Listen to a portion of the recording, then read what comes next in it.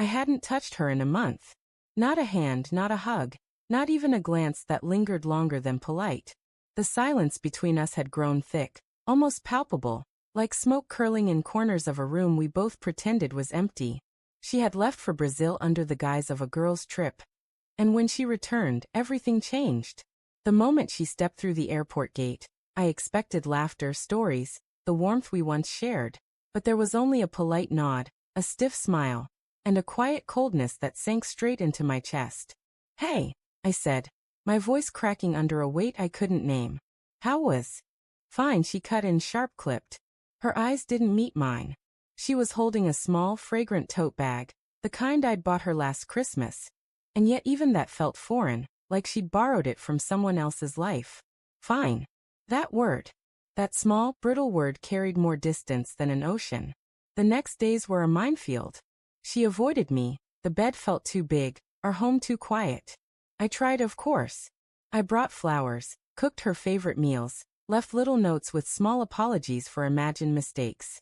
She read them once, smiled faintly, and set them aside. I began to notice the subtleties. Her phone always locked, never near me. Whispered laughs on FaceTime calls. The faint perfume that wasn't hers. My mind tried to rationalize it, to soothe itself with stories of work stress or jet lag. But the doubt had taken root, dark and insistent. Then came the announcement. "I want a baby," she said one evening, her tone casual, like ordering a coffee, while I sat at the kitchen table staring at the untouched lasagna I'd made. My fork hovered midair. "A baby?" "Yes," she said. Her voice had a softness I hadn't heard in weeks, almost seductive in its ease. "I think it's time." "Don't you?"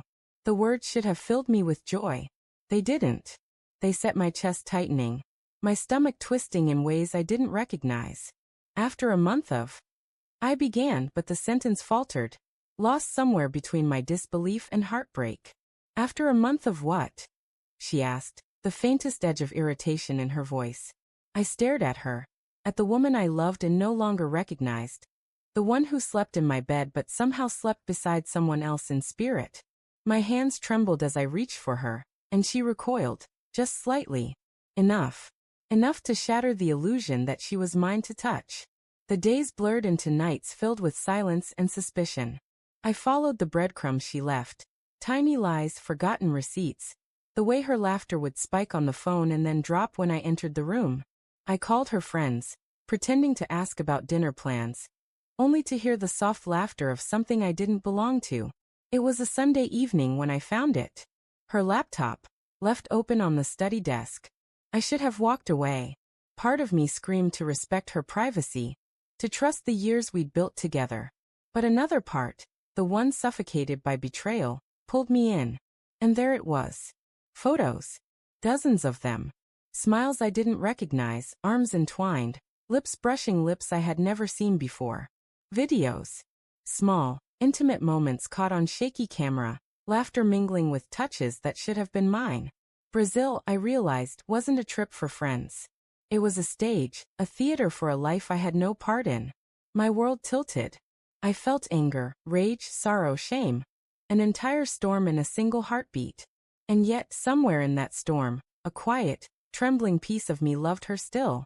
I confronted her that night. The room smelled of rain, the curtains damp from a storm outside. Our home suddenly claustrophobic, the air thick with truth I hadn't wanted to face. "I know," I said softly, almost afraid to finish. "I know what you did." She looked at me, her eyes flicking with fear, shame, something almost human. "Sufjan," she began, her voice breaking. "It wasn't like that. It was complicated. I needed to feel alive, to feel seen. You were always there, but I was disappearing." Disappearing. The word hit harder than any slap. She admitted it, and yet she tried to frame it as some existential, romantic failure rather than the raw, jagged betrayal it was. "I wanted a baby," she said again, her hands reaching for mine. I pulled away. How can anything? Her explanation was layered, messy, human. She spoke of loneliness, of temptation, of the thrill of being desired again. But not once did she apologize for the secrecy, the betrayal, the fractured trust. My love for her twisted inside me, a jagged thing, part compassion, part fury. And then, as if to punish me further, she smiled. That same smile I had fallen for, the one that had drawn me in with warmth, now felt like a knife. "We can fix this," she whispered. "We can start over. I want a baby with you." I looked at her, at the woman I wanted to love and could barely recognize. And I realized that love alone wasn't enough. Not when it was built on lies, when trust was shattered, when the very foundation of our life had been quietly uprooted. I walked out that night, rain soaking my hair, tears mingling with storm water. I didn't know if I'd return. I didn't know if I could. But I knew one thing. Some betrayals don't end with a confrontation. They live in every touch that isn't trust. Every word that hides a truth. Every quiet night when love is supposed to heal, but only reminds you of what was lost. In the months that followed, the house remained the same, the photos on the walls unchanged, but the life inside it had shifted irreversibly. She moved forward, I moved backward, or maybe sideways, somewhere into a grief I hadn't anticipated. The thought of a baby, of building a life with her again, felt like a cruel echo, a shadow of what might have been. And late at night, when the world outside slept and only the hum of the refrigerator filled the silence, I remembered Brazil. Not the beaches, not the carnival, not the laughter.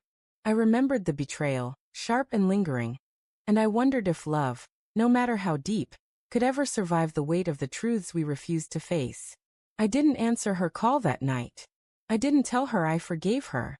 I didn't tell her I could never forgive her.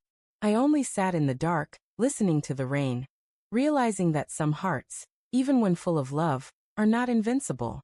And maybe, that was the cruelest truth of all.